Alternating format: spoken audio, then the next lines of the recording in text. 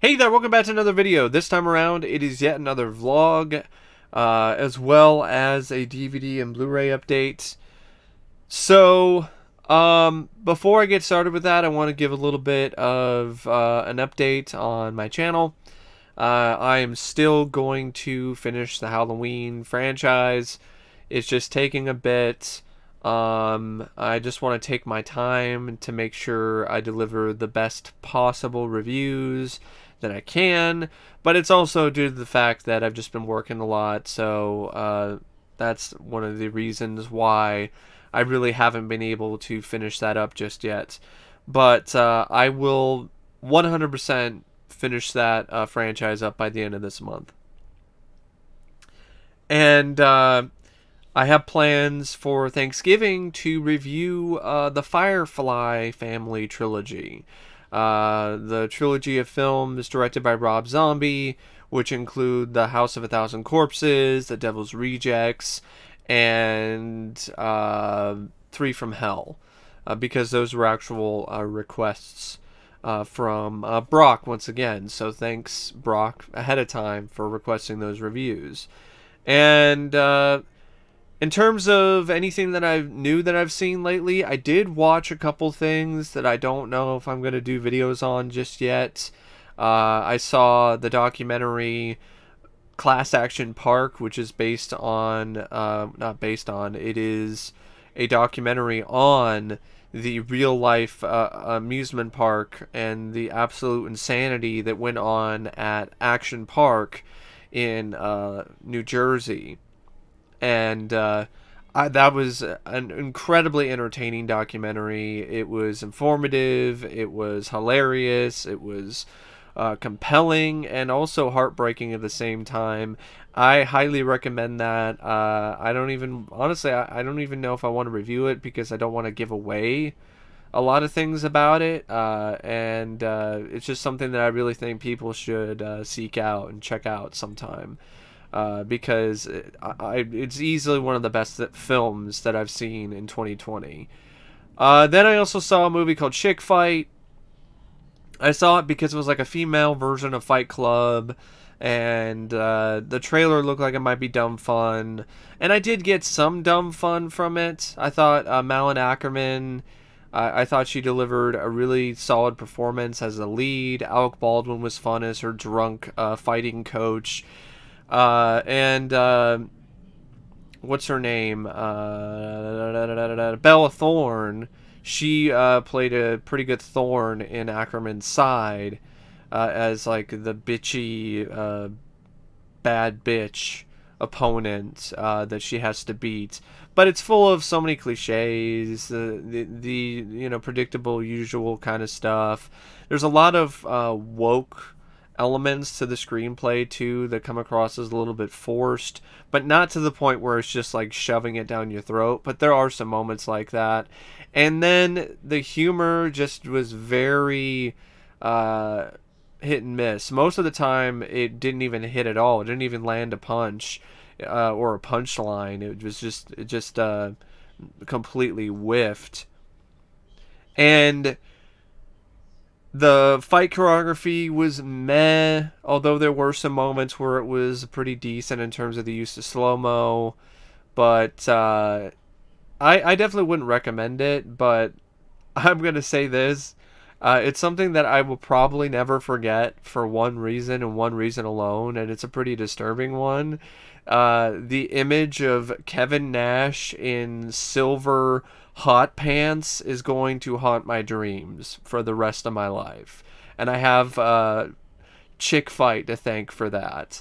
How the fuck did he even get in those hot pants without tearing his quad again? I mean, Jesus fucking Christ. Chick Fight is one of those movies that is essentially just a really forgettable miss or type of film that really doesn't do much except like moderately entertain you for an hour and a half. And I got some thoughts on a few other trailers that came out recently. There really isn't a whole lot, but there's a few things I wouldn't mind talking about. But and as for what's gonna come up next on the channel, other than Halloween and the Rob Zombie reviews, um, I don't know. I'm just gonna go with the flow. There's actually some films that I've watched already that I would like to record some reviews of, like The Entity, The Power, and The Incubus. Um, so I might do some reviews of those in between what I'm already doing. But yeah, I'm just gonna go with the flow, and then when it comes to December, I'll probably do some holiday themed reviews here and there. But yeah, that's what I have planned when it comes to the channel. This hat is actually, you've probably already seen it. You saw it in the Halloween 4 review. But this is new. I got this off eBay. I'm really, as you can see, I really do like it. I'm a huge fan of Back to the Future, and I've always wanted a hat like this, and I got it off eBay, and it's a vintage hat. I think it's from Universal Studios. So I think it's a little bit of a tie-in to the ride, but not really. Back when Universal actually had some good merch. Speaking of things that I purchased, I didn't only just pick up more DVDs and Blu-rays. I also got a book, and the book is Legacy of Blood, a comprehensive guide to slasher movies, by Jim Harper. Now, this is a book that I remember checking out from the library years ago. One of my first introductions to slasher films, or to more R-rated or edgier horror, was a book like this, as well as something like Fangoria's 101 Most Unheralded Horror Films. So I've always wanted to get a copy of this book for myself, but the prices have been way through the roof and just been ridiculous. So I actually got a good deal from a seller on Facebook. I think I only paid like $25 for this, and this goes for like way more than that. By when it comes to most other listings of the book online. So, and it's in really good shape. So this is Legacy of Blood by Jim Harper. I thought it was a good addition to my collection of horror books. So there we have it, Legacy of Blood. Now I'm going to start with some DVDs. And let's start with the French release of Werewolf, the 80s TV series. This is the first release of the show that has come out on home video. It wasn't the first intended release. The first release for this show was actually supposed to have been distributed by Shout Factory. But there were some issues with the rights. I think it might have had to do with some songs, or some musicians didn't want to let them release the show without getting paid a ton of money for their music. Or I've also heard there's some other things, some other issue that was involved with it. It's just one of those things, like, it depends on what source you hear from. Because the reasoning for it not getting released is different from the different sources. So, for whatever reason, Shout Factory wound up not being able to release Werewolf on home video. But Elephant Films just recently released this set in France. And through different means, in terms of like buying stuff from France, from a French retailer, I was able to get a copy of this set shipped to the US.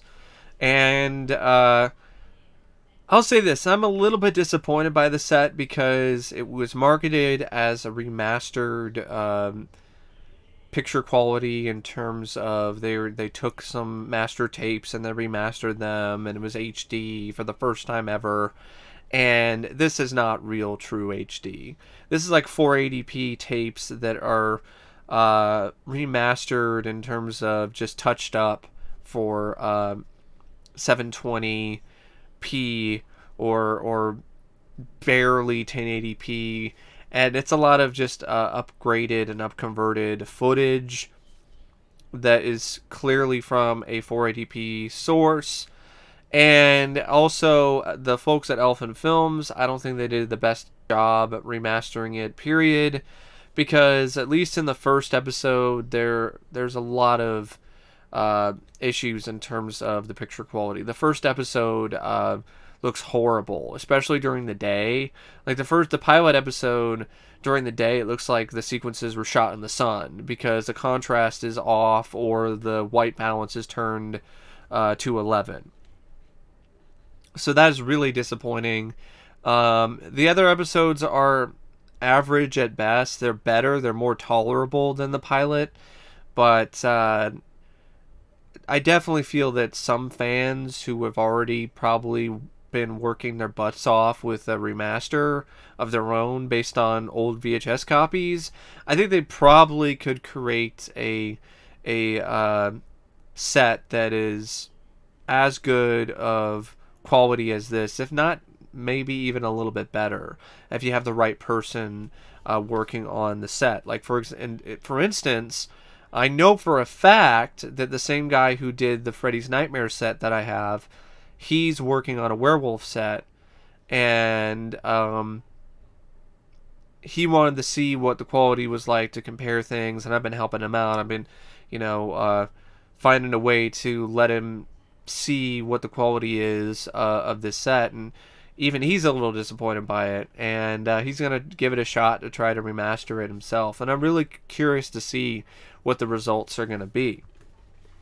But I'm still glad to have this series, because I've never actually seen the show, I've just heard about it, and this does include all the episodes, and I will say this, the packaging isn't the best in the world with these stacked discs, but it also could be worse.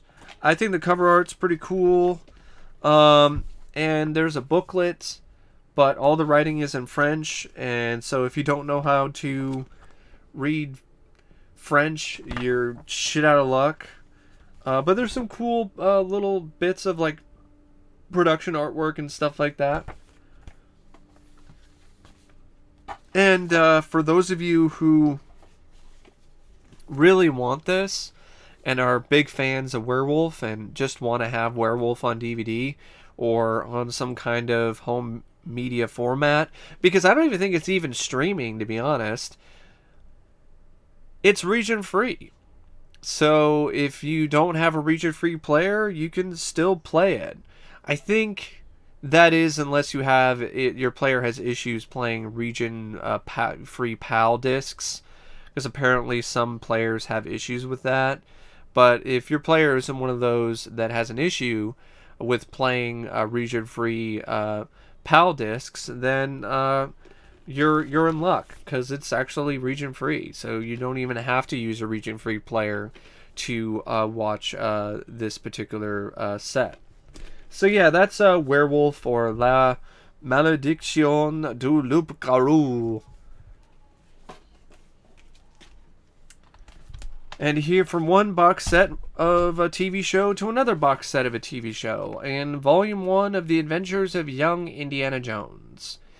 I'm a huge Indiana Jones fan. I grew up watching the first three films religiously on VHS and DVD. I also actually enjoy Kingdom of the Crystal Skull quite a bit. I actually think it's underrated. Sue me. But I've never seen a single episode of Young Indiana Jones. I remember reading Young Indiana Jones novels when I was a kid. I had Young Indiana Jones Chronicles comic books, but I never actually saw an episode of the show. So I'm looking forward to checking this out one of these days. And I really do want to complete this collection. I want to get volumes 2 and 3 sometime. Now this is just a bunch of random movies. So we have Officer Down, starring Kim Coates. Saw the trailer for it a while back. I thought it looked interesting. Might be kind of a fun, dark, twisted comic book action movie. We got Going South, which is actually directed by Jack Nicholson and stars Jack Nicholson, as well as Mary Steenburgen, Christopher Lloyd, John Belushi is also in it. Threesome, which is a film written directed by Andrew Fleming, who directed Bad Dreams from 1988. So you have Lara Flynn Boyle, Stephen Baldwin, Josh Charles. You have A Night at the Roxbury with Will Ferrell and Chris Kattan, the Roxbury Guys SNL movie. I saw this years ago. I thought it was alright. But I wanted to get it because it does have some features on it. And I checked out this DVD on my 4K Blu-ray player, and I was really shocked by how good this DVD looked on upconverted to HD. It was really surprising for, something like that. Here we have Scare Package for the Horror Anthology Collection. Here we have a film called not American Blue, that's another movie. Dragon Blue. I got this because Steve Wang did the creature effects, and apparently it stars the Great Muta, who, if you're familiar with wrestling, he's a pretty well-known wrestler, and he actually acts in this. But when I got this, I didn't know that it was just monster porn. This is really what this is. This is basically just monster porn. The monster's barely in it, and when it is in the film, it's banging women like it's a Japanese version of Humanoids from the Deep. So I did not know that when I got it. If I knew that ahead of time, I probably would not have picked this up, because I'm not into monster porn, to be perfectly honest. It's one of my least favorite parts of Humanoids from the Deep.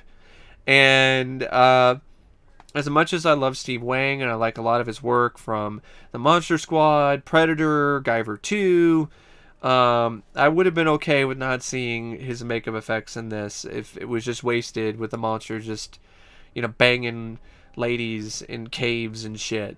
But apparently that's what this movie is. So, beneath the waves, terror awaits. Different kind of terror, not the kind that you think. And so, yeah, things definitely took a U-turn. No pun intended. This one looked interesting. This stars Sean Penn, Jennifer Lopez, Nick Nolte. You also have Powers Booth, Claire Danes, Billy Bob Thornton, John Voight, Joaquin Phoenix. Directed by Oliver Stone. So yeah, U-turn. And then these DVDs are some titles that I got back from Michigan. My dad sent me some more packages from Michigan, and these were the two that I picked out that I thought were worth showing. The other ones I either already had or I showed in other videos. And the rest were VHS that I think I'll show maybe in another, collection video one of these days. But we have Mausoleum and Bloodsong, the exploitation cinema double feature. Before Mausoleum was released on Blu-ray by Vinegar Syndrome, this was, I think, the only other release of the film that was available. I don't know if Bloodsong has been released in any other form. And I know that this particular DVD is out of print. And I got this years ago in Oklahoma City, actually. I got this at an FYE at the mall that I used to work at in terms of working at the movie theater at AMC. And it was pretty cheap. So back when I got it, it really wasn't that expensive. And it was brand new. So yeah, I thought it was a good purchase because it's long out of print now. Bryanston Distribution or Deimos Entertainment, I don't think either of them are even around anymore. So yeah, they actually did a few of these that had like 2 films, and you could watch it in grindhouse form. So as if you're like at the drive-in and you're watching a double feature. And the print of Mausoleum is beat up, but it kind of adds to the atmosphere. It really does. It honestly is kind of a fun thing to watch them in this kind of format, because it is like having a drive-in theater or grindhouse theater at home. And then we have That Was Then, This Is Now with Emilio Estevez and Craig Sheffer. a young adult teen drama that has honestly been pretty forgotten about. And I haven't seen it yet, but I've always been curious about it because of the cast. I'm a big Emilio Estevez fan. I don't mind Craig Sheffer either. It's really good at Nightbreed. Here we have Dream a Little Dream. Speaking of 80s movies, with the two Coreys. We have Moontrap Target Earth. It was free. And I really like the first Moontrap. I think it's a great underrated movie for what it is. But from the footage that I've seen from this looks like an absolute dumpster fire. And I'm really not looking forward to it. But I got it for the collection, and I didn't pay anything for it, so I thought, for free, sure, why not for the collection? But I popped it in my player, and I watched, a few scenes, and the CGI in that is some of the worst I've ever seen in my life. It is so bad. Here we have Semi-Tough with Burt Reynolds, Chris Christopherson, if I could say that name. His name is honestly a tongue twister. Jill Clayburgh and Brian Dennehy, as well as a few others. Hitman with Bernie Casey and Pam Grier. And then we have a film called The Big Bus, which was a big bomb in the 70s. I think it was made during the heyday of the disaster movies, and it was trying to be like a parody of Irwin Allen's disaster movies before Airplane, and but it didn't really quite reach the same heights as Airplane did, but it's an interesting time capsule of a movie. I actually haven't seen it, but I've seen the trailer for it. I know about the concept. And it deals with the world's first nuclear-powered bus, a 75-ton monster on 32 enormous wheels, and its maiden journey from New York to Denver. Jockeying the world's greatest bus, of course, is the world's greatest bus driver. His co-pilot he's given to sudden blackouts and has a penchant for driving on the shoulder of the road. A pair of evildoers vow to destroy the bus at the outset, thus providing hilarious suspense. So I guess it's like Speed, but 70s disaster movie version, mixed in with Airplane. I mean, you got Joseph Bologna, Stockard Channing, John Beck, Ned Beatty, Jose Ferrer, Ruth Gordon, Larry Hagman, Richard Mulligan is in it. Yeah, this is a film that definitely a product of its time, but I'm curious about it just to see how big of a bomb it really is, and also just the novelty of the future of transportation is a nuclear powered bus. Like, I mean, that's the kind of shit that only would have been made up in the 70s. Then we got some more Blu-rays. So these are all from a recent Kino Lorber order that I made because they had their Shocktober sale. So we have Gotcha with Anthony Edwards and Linda Florentino. This is the Blu-ray debut, I think, of the film. Then we have The Hard Way with Michael J. Fox and James Woods, a really underrated, fun buddy cop action comedy. We have The Secret of My Success with Michael J. Fox. I reviewed this film on my channel. I'm a big fan of this. I really loved it. So I'm really glad to have this on Blu-ray. It even has an interview with Helen Slater. The Hard Way doesn't have really anything except for the trailer and audio commentary. But it actually does have Rob Cohen and John Badham who do the commentary track. So that's pretty cool. We have Torment. This is a Scorpion releasing particular title, and it looks interesting. And then we have Death Before Dishonor with Fred Dreyer. Then we have 8 Million Ways to Die with Jeff Bridges and Rosanna Arquette. This actually has a good amount of features. This has an interview with Andy Garcia, interview with Rosanna Arquette, interview with Alexandra Paul, an interview with writer Lawrence Block, which I wonder if that's the same, based upon a book by Lawrence Block. I wonder if that's the same Lawrence Block I'm thinking of. I think it might be a different Lawrence Block, but might be interesting. Might send him a line, see if he's familiar with that other Lawrence Block. Henry Thomas in The Quest. This has a good amount of features as well. It has an interview with Henry Thomas and Brian Turner Smith. I think some of these features are just ported over from the previous Anchor Bay release. But yeah, The Quest with Henry Thomas, which is also known as Frog Dreaming. Sugar Hill. Always thought this looked like a fun blaxploitation horror movie. Impulse with Meg Tilly, Tim Matheson, and Hume Cronin.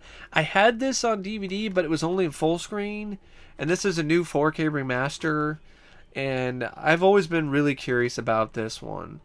The trailer really got me, and just the concept of the film. Which is just about, out of nowhere, people just suddenly get this impulse to kill in this small town. Porky's 2 and Porky's Revenge, because I have Porky's on Blu-ray from Arrow Video. And that's it for the Kino releases.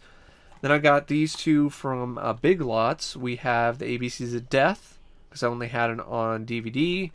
I would like to get the sequel, because I think that's a much better film. But I don't mind ABCs of Death. I think it's a time waster. Although there are more stories in this that I don't care for than the second movie. ABCs of Death 2, I honestly feel, is one of the best horror anthologies. No joke. Like, the hit ratio for the stories was off the charts. Triple X, the 15th anniversary edition, because I actually like Triple X. It's one of my favorite Vin Diesel films. I saw this in the theater when it came out.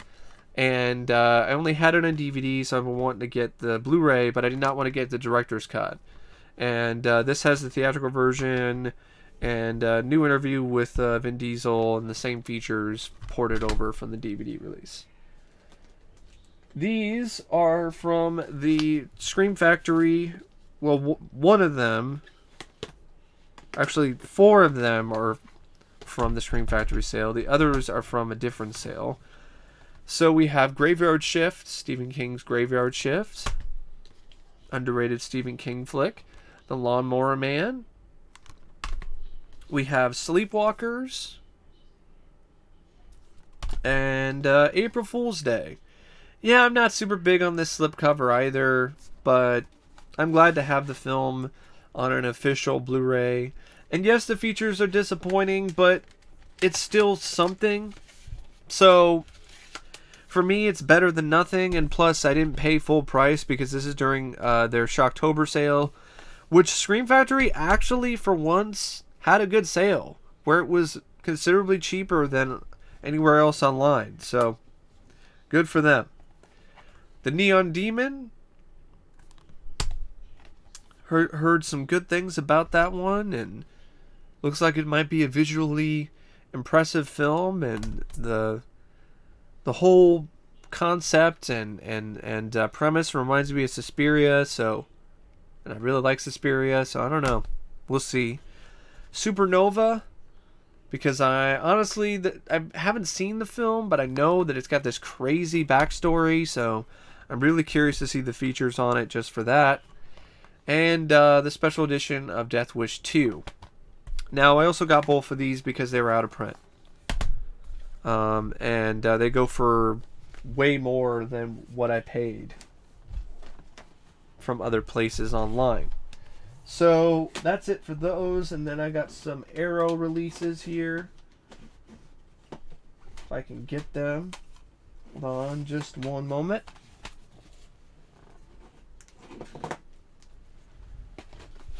So we have The Last Starfighter. I'm a huge fan of this film. One of my favorite sci-fi movies, one of my favorite 80s movies. This has a new remaster. Honestly, it is a pretty massive upgrade over the Blu-ray. And the features, it doesn't have like a whole lot in terms of new stuff, but there's a decent amount of new features here. Arrow Video, once again, just presentation-wise, their box sets is just second to none. You have a really cool booklet as well, and you have a poster, which I put up on my door. So, yeah, The Lost Starfighter. Would like to review this one of these days. Maybe Christmas, maybe January. I don't know. We'll see. Then we have Dream Demon, the director's cut. This is a film that actually I think was a UK exclusive. This was never released on home video in the US, I don't think. And this is the first time it's been released on Blu-ray. Or DVD, if I remember correctly. Well, at least Blu-ray. So Dream Demon. And then we have White Fire. A film that looks absolutely insane. And first time I heard about it was seeing this cover art. I'm like, Robert Ginty, Fred Williamson, and like this crazy shit. Fucking Robert Ginty with a chainsaw. And the plot is just, I mean, there's like this like white fire. It's a diamond that's so hot that it actually burns whoever tries to lay their hands on it. So it actually is legitimately white hot fire. So yeah, White Fire. And then I got some more for the Arrow collection and Blood Tide. Black Rainbow with Rosanna Arquette, Jason Robards. The Wind, Meg Foster. And The Zero Boys.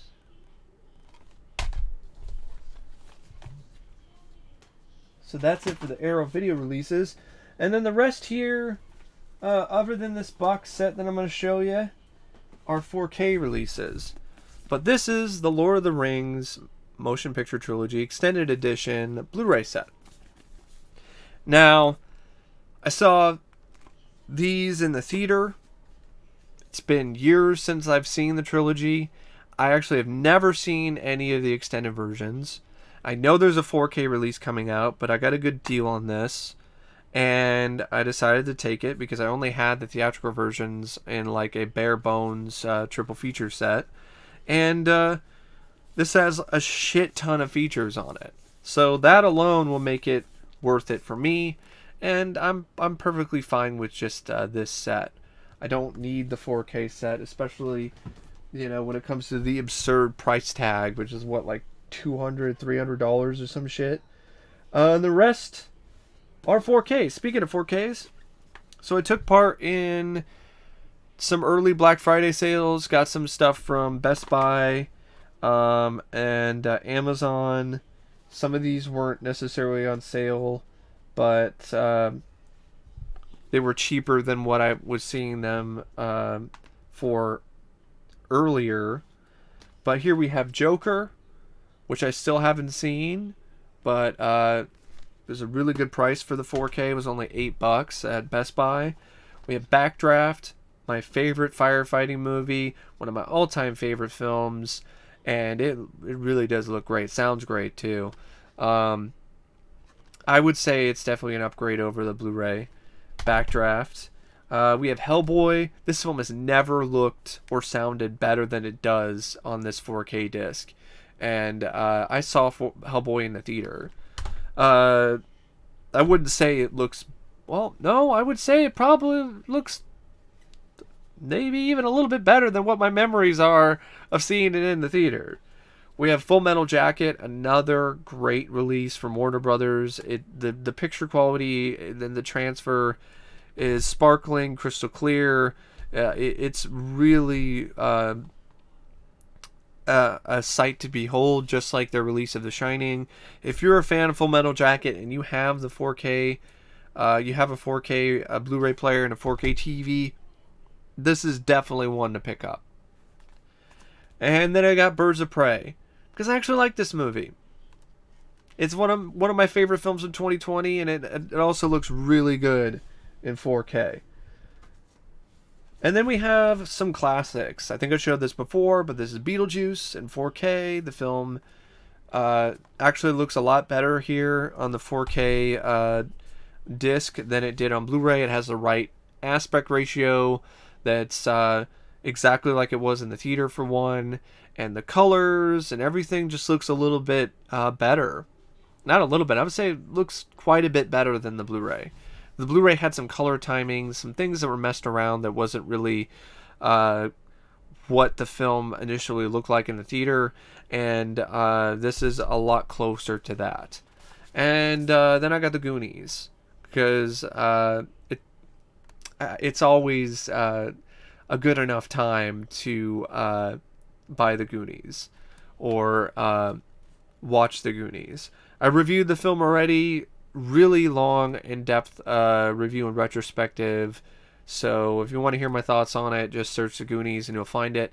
I think I talked about this in that video, and I talked about how I was going to pick it up, and another Amazon grab. They price matched the price on Best Buy, which is only like $10 for the Goonies.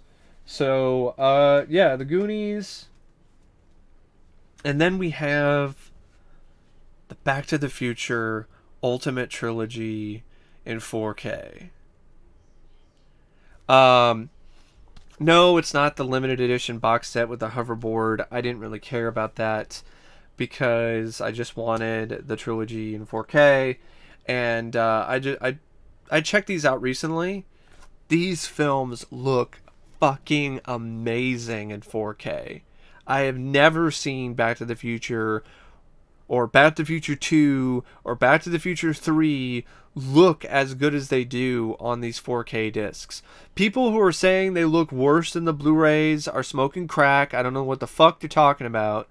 The films have never looked this crystal clear.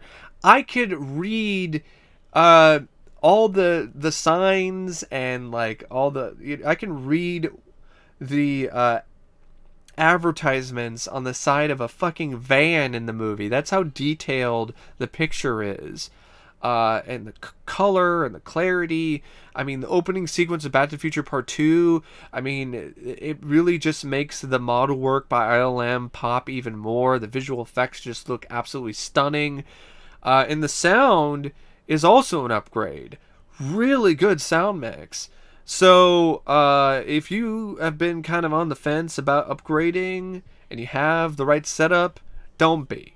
If you love these films, this is 100% absolutely worth it.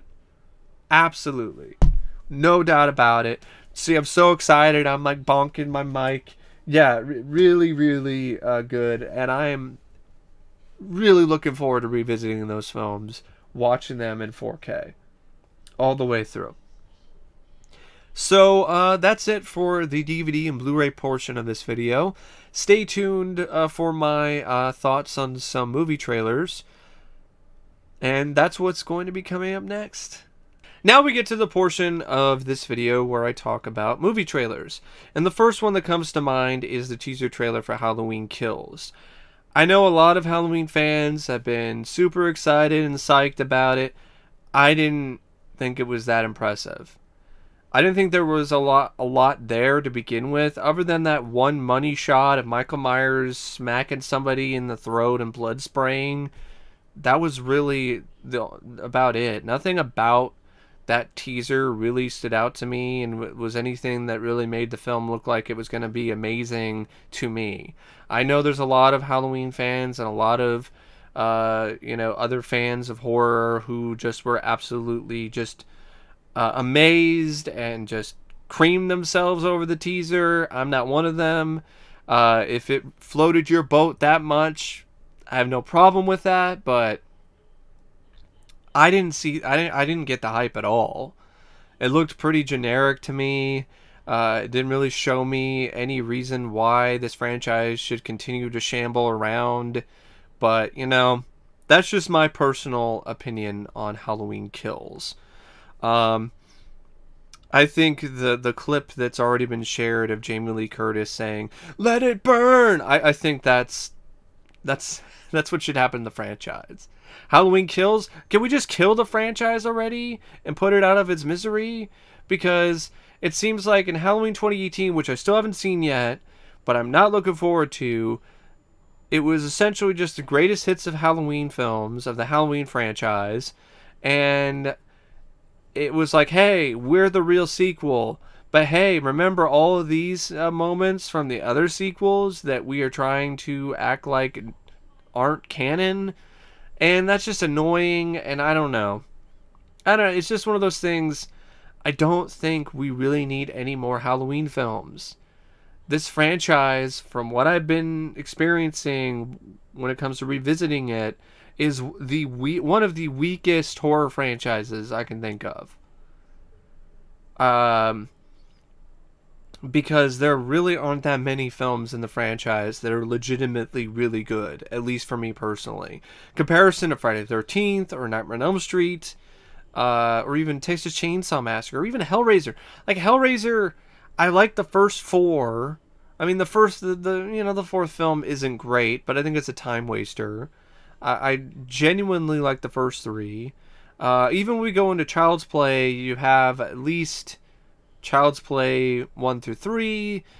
Bride of Chucky, I think, is a little overrated, and I don't love the film, but, you know, as much as I wasn't big on Bride of Chucky, I'd rather watch Bride of Chucky any day of the week over Halloween, The Curse of Michael Myers. So, yeah, I really do think, and when it comes to tentpole franchises, Halloween is one of the weakest franchises for me. So that's another reason. Like, if it's a franchise that you love and you all the films are really good, or you like all of them, then I could see why you'd be like, yes, more Halloween. But I I'm not one of those people. So this just looks like more of the same generic, forgettable stuff to me. But that's just me personally. Um, and speaking of generic and forgettable, Bruce Willis has his latest film called Breach, and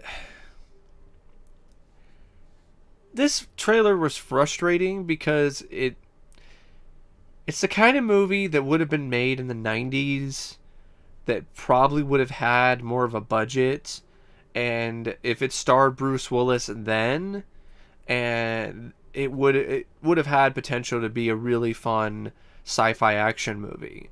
But the fact that it's not happening in the 90s and it's happening now, and the budget is like $10, uh it's just bad. It looks really bad. Bruce Willis is once again just sleepwalking through the film and sounds like he's drunk. And Thomas Jane is in it. And from what I saw in the trailer, it seems like his soul has been sucked right out of his body by Shang Tsung. He sucked Bruce Willis's soul out of his asshole, and he did the same thing to Thomas Jane. And the star of the film, I don't even know who the fuck the guy is. The guy is so much of an unknown, I forgot his name already. And it just looks like a really generic sci-fi action movie with shitty CGI.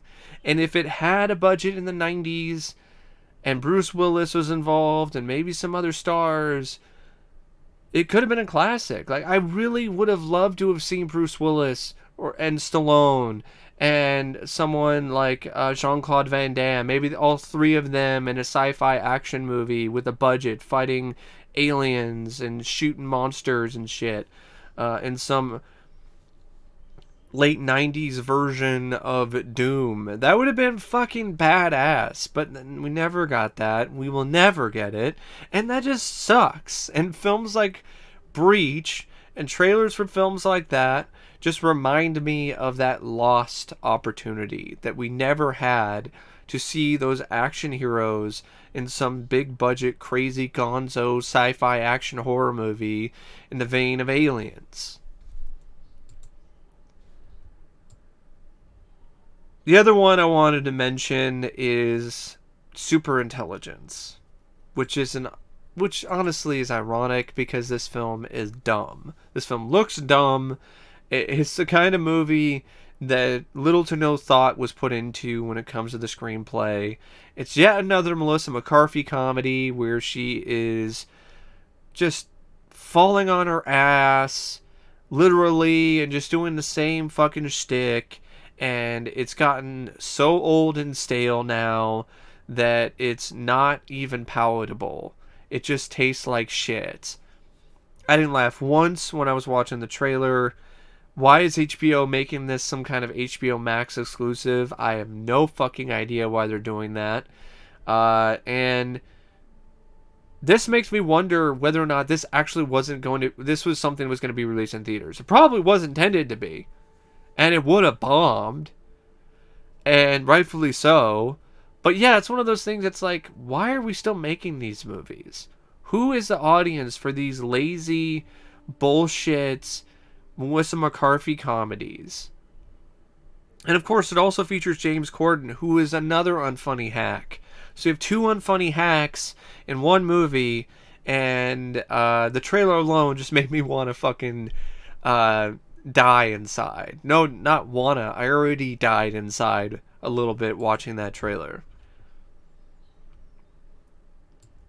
And I don't really know what else to say about any of her trailers because there really hasn't been a whole lot, out there in terms of trailers because there hasn't been really much that has been, made or released. I mean, I saw the new trailer for Free Guy a while back, and I thought the second trailer was way better than the first, but that's not coming out anytime soon. So, yeah, it's just one of those things. It's like most of the movies that are going to be coming out are just independent films or low budget movies or films that were going to bomb in the box office anyway but are getting streaming releases. But yeah, I really don't have anything else to say about the trailers because there really isn't much else to talk about. But anyway, I hope you enjoyed the video, and as always, I'll see you later. See ya.